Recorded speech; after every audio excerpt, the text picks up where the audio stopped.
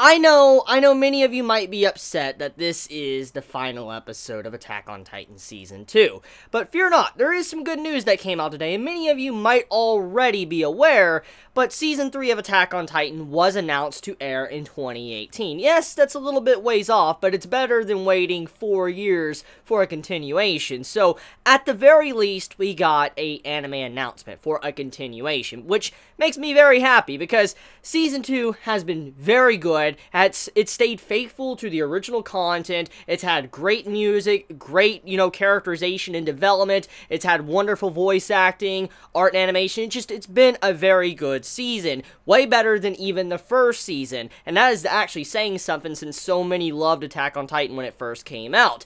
Now, thankfully, we're not going to have to wait many years to see an anime continuation. So you anime only, somehow if you manage to stay anime only, it looks like you're not going to have to wait too long. It doesn't look like you're going to need to dive directly into the manga, because Season 3 will be here eventually, because time does fly when new seasons begin of anime, and then you'll just forget, and then eventually it'll be right up upon us, and you're like, holy shit, Attack on Titan Season 3 is coming out. So, it'll be a bit, but it won't be that long, in my personal opinion. So with that being said, the final episode, it kind of wraps things up kind of nicely, but also sets things up for Season 3, which makes me very happy. For one, let's talk about the final portion of this episode. The Beast Titan on top of the wall. You see the Beast Titan, you see a bunch of Titans, all that, and then you see a dude that starts talking, which is unknown, no name or anything like that, but you hear his voice actor, you see the person on the back of the Beast Titan, you could automatically assume that this person is either the Beast Titan or someone that is, on top of the Beast Titan's shoulder, one or the other, and I really like that cliffhanger that this season gave us, because it will make anime-onlys question and wonder what's going on, holy crap, what's going to happen next season with this dude on top of the wall and all that, because, I mean, we may have handled the Armored Titan and the Colossal Titan for now, but at the end of the day, they were not defeated. Remember that. Let's look at the big picture here. Yes, Eren and all them, they got out of there, but, Reiner and Bert, they're fine. They got out with Ymir, and the Beast Titan is still out there, and we saw what the Beast Titan was capable of earlier on in Season 2, so when you look at all these things, it's kind of like they stalled the main official battle. They just stalled it, held it off for long enough for they can kind of regroup and get stronger once again. So that's basically what happened. But anyways, though, besides that, let's talk about one of the big things of this episode, and that was a death scene. So it can't be Attack on Titan without death. That's something we've all come to know when it comes to either watching Attack on Titan or reading Attack on Titan. You should expect death for this series. Many characters have died in this series, and many of us are probably expecting someone to die before the series ended, or at the very least at this part. And it seems like the one to bite the bullet was Hannes. Hannes, he died.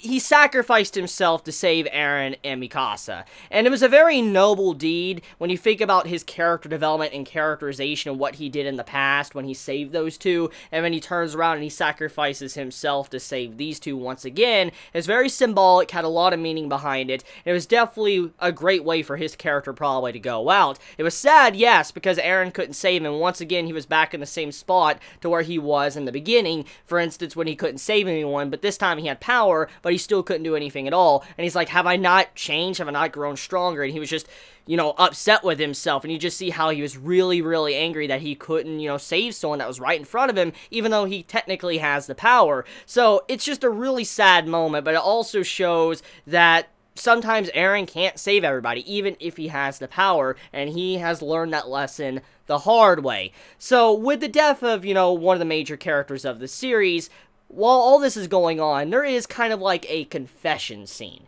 And Mikasa, which is a character we know that's been crushing on Eren for a very long time, kind of threw her heart on the table. She put her heart on the table before Eren can kind of see it. And Eren, this man, like, he's got some insane dodge skills. Like, this man just dodged the fuck out of Mikasa and just went for the Titans. He's like, fuck you! Went after the Titans. He dodged Mikasa's, like, confession. Like, he's looking at her and all that. Like, I wish we could have had some form of, like, inner thoughts going on. Like, this man thinking, like, is she confessing to me? Like, what? Like, okay, I know what. When in doubt, let's just go attack this fucking Titan. And that was really funny. That was just really funny, because this man dodged the hell out of Mikasa, but in a way, it just works, because here's the reason why. while all this was going on, while Mikasa was confessing, it makes sense why she's confessing. Let's think about what's happening around them. Everybody's getting eaten alive, everybody's about to die.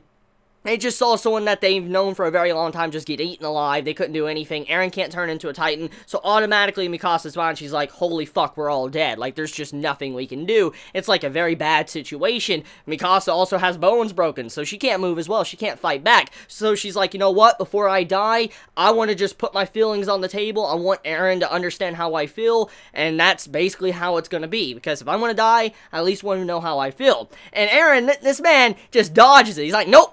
He's like, nope, he nopes the fuck out. He just, like, goes up against the Titans, yelling at the Titans and stuff, which I'll get in that in a moment. But, basically, he dodges Mikasa, but I'm glad he did, because think about it.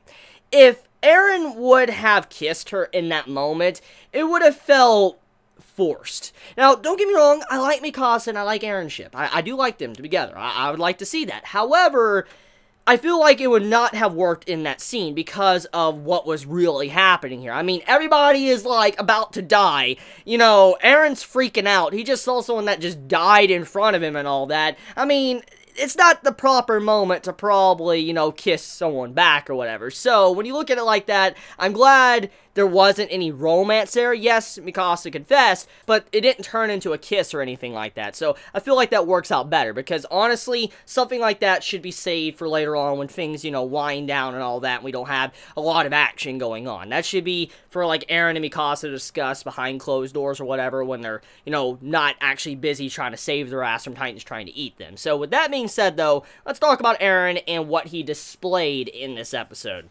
So Eren is able to control Titans, which is a very, very powerful ability. Because if he can control Titans to do what he wants them to do, he can do a lot of crazy things. I mean, look what he did to Reiner and Bert, okay? He's like, stay away and all that, and then basically the Titans attacked Reiner and Bert, went right after them and chased them. They never got attacked ever again while they were riding back. Nobody died. It's because Eren was able to control the Titans, but also he's, you know, made all the Titans attack the Smiling Titan, which ate his mother. So it just shows he has some power over these Titans, and if he can learn to how to use this properly, he could be an incredible force. I mean, imagine how he could take his fight to Titans, control a massive army of them. Eren can, like, make the Titans fight other Titans, like people like Reiner and Bert, and then he can also task the Titans with, like, closing up the wall or something. So basically, this is a great power for Eren to have, and it was a great reveal, and one of the big things of how this was showcased was Eren shouting, which is...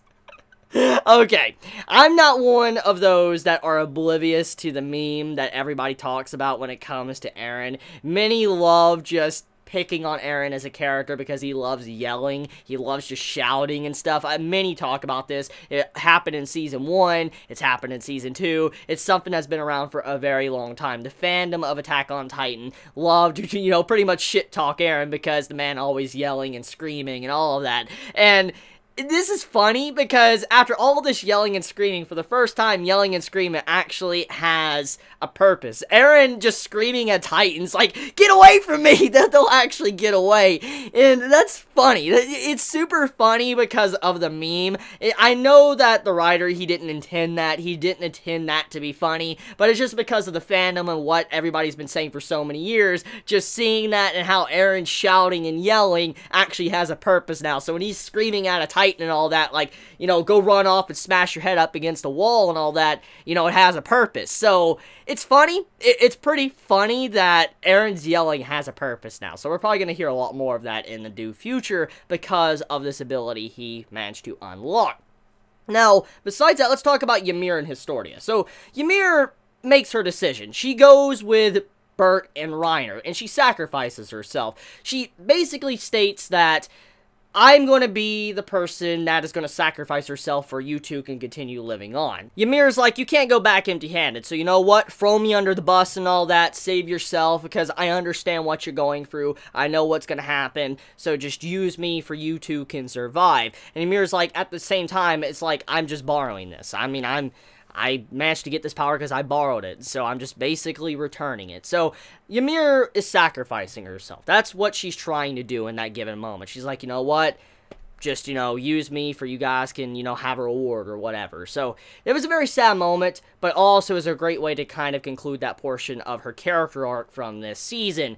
And Historia as well. Oh my god, the Historia scene. Okay, so there was a lot of good stuff in this episode, but one of the scenes that really stood out to me was Historia's scene. When she was attacking a Titan and all that, that scene was phenomenal. It looked so good. The music, the voice acting, just the directing, and all of that of the entire scene, it looked so good. And it was good. It sounded good. And if you wear headphones, listening to that was just orgasmic. It was so good. So I'm just going to say right now that that scene, definitely the best scene of the episode. Not just because of art and animation, but everything. Everything in that scene was just phenomenal. And I feel like the animators, Wit Studios, they definitely like Historia. For them to put that extra effort into that one scene, I'm pretty excited for next season. When Season 3 finally comes out, I'm pretty excited, because if they're willing to put that type of effort into a Historia scene like that, that's very minor technically in the manga, I can't imagine what they're going to do for the next season for the continuation of the series. So I'm excited about that. Anyways, though, the finale is here. It sucks it's over. It sucks that this is going to be my final Attack on Titan anime review for a good long while, but all good things must eventually come to an end, and that's just how everything goes in life. So, I'll see you guys later on next year when Season 3 airs. I will review it like I always do, and so, yeah. You all have a wonderful day or night wherever you live. Please be safe. Chibi out.